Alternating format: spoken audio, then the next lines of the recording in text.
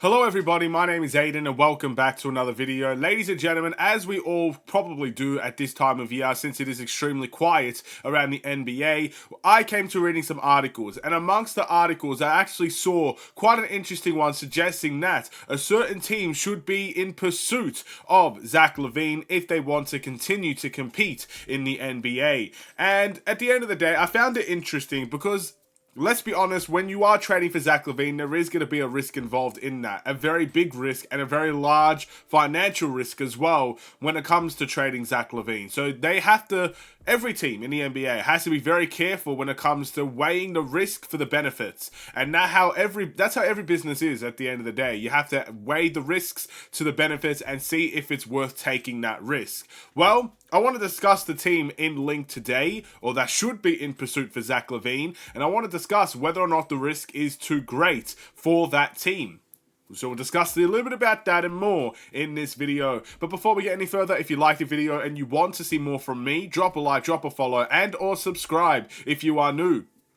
And let me know in the comments below your thoughts about the Chicago Bulls and whether or not this specific team that we're going to be talking about today would be a great candidate for Zach Lavine. And this team, ladies and gentlemen, is none other than one could consider a rival, especially back in those 2012 days. It is the Miami Heat, ladies and gentlemen. It looks like, from this article at least, they believe the Miami Heat should be pursuing Zach Lavine. Now, of course, it's not all sunshines and rainbows in this article. It's not all here's why you should, and this is absolutely a 100% guaranteed success. They obviously do take a look at the risks involved, but I want to take a look at what I believe this could be a very risky move for the Miami Heat and whether or not it should be worth it or not for the Miami Heat. So, I believe out of all the teams that have done business in free agency, correct me if I'm wrong here, because I don't pay attention 100% of the time to each and every single team in free agency, I feel like Miami's kind of got the short hand of the stick in most situations. I feel like they've not done much, if anything at all, and ultimately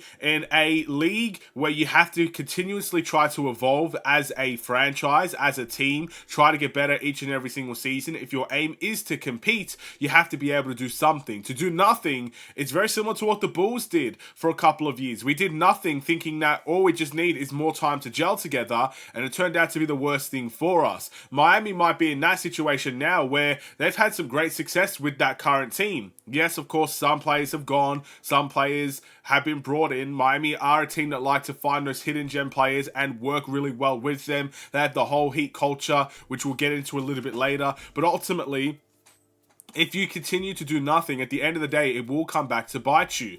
And Miami's in a situation where they got a decision to make. If they want to continue the pursuit of competing, then they might have to start taking a risk. And Zach Lavine could be involved with that type of risk. Or if they feel like their window is closed, then they might have to look at expanding their options and trying to maybe get rid of some of their top guys and starting again. And I don't necessarily think any team would be on board with that unless they know it's absolutely time. So is it absolutely time for the Miami Heat? And I would say the answer is no. I don't think it's absolutely time for the Miami Heat to shut the door on competing and stuff of that nature. Reason being, even when they were counted out for multiple years, they still ended up making the NBA Finals. That 8th-seeded run to the NBA Finals, I consider that a historic moment for the Miami Heat. Obviously, that bubble situation where they made the Finals as well, a historic moment. But at the end of the day, when they got to that championship run, they still couldn't get the job done because they didn't have the assets, in my eyes, to really make a formidable, I guess, opponent in an NBA Finals stage. And maybe that's where the problem lies. But the East, I mentioned in the last video, has gotten worse. It's gotten worse. I really believe that. I think the majority of the teams in the NBA or in the Eastern Conference has gotten significantly worse. Miami's kind of played the same. So if they can find a way to benefit their team, I think this is the perfect chance for them to do so and actually really take a leap next season. Not only in just making the playoffs and, I think the goal for Miami is don't makes such an historic run. You don't need to be the 8th seed to go make the finals. It's okay to be in the top 4 and top 3 of things and try to compete from there as well. They need a consistent run from the regular season to the playoffs instead of a disappointing regular season and skyrocketing their game to the playoffs. Yes, it makes for a good story, but it's not always sustainable to do. So, We talked about Miami. I feel like it's perfect time for them to kind of make a move and to take a risk. Now we have to refer to the Chicago Bulls side of things, and more specifically the Zach Lavine side of things. And is the risk worth taking? Well, the large issue when it comes to trading for Zach Lavine is that contract. He's on a hefty amount of years, hefty amount of money, and ultimately it is a tricky contract to get rid of. I don't personally know Miami's situation when it comes to their financial status, but I can only imagine it's gonna be very hard to get a deal like that going. You may need to get a third team involved. You may need to throw a pick or two in there. Maybe the Bulls have to sacrifice something in that trade as well, just to make sure that we could get this trade completely and utterly done. And that is something that both teams are going to have to sit down and discuss amongst each other. But it is going to be very tricky. And then you have to measure the risk for the benefit. What do you get with Zach Lavine in the team? Well, there's obviously goods and bads with Zach Lavine. Bulls fans would know this more than anybody. Zach Lavine is a really good offensive-minded player, and he's someone that can A, create his own shot, B, be multi-dimensional on the offensive end. He can shoot the three like nobody's business, but he's highly athletic. He can do things in transition. He can do things in the mid-range. He can do things attacking the rim. He's an elite finisher, and at the end of the day, I think this is a really good move for Miami offensively.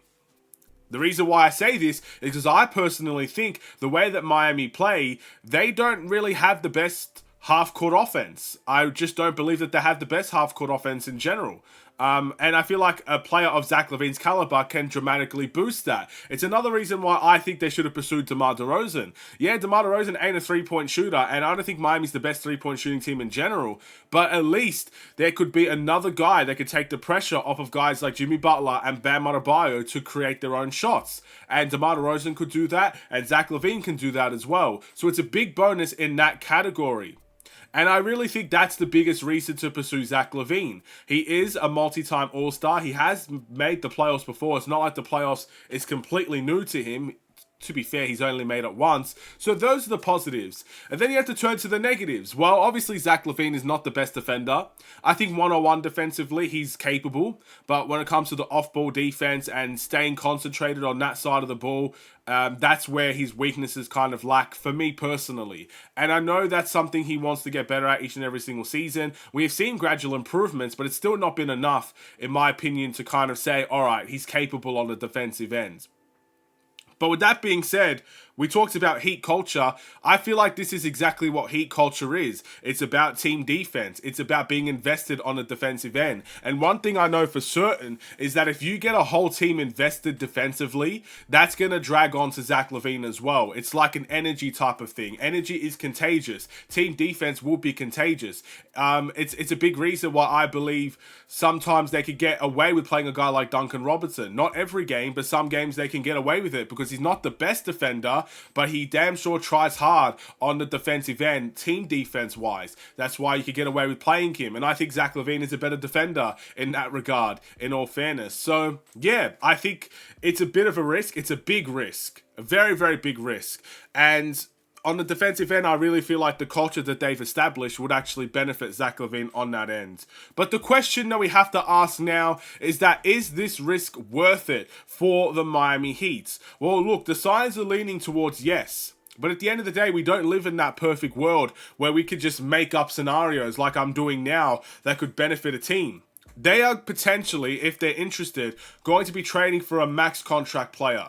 A max contract player that has had his injury situations, unfortunately, when it comes to Zach Lavine, and also someone that has had a bit of a drop-off since his last couple of seasons ago. The last couple of seasons now, it's been a bit of a drop-off for Zach Lavine. Really good stretches ultimately leads to really bad stretches with him.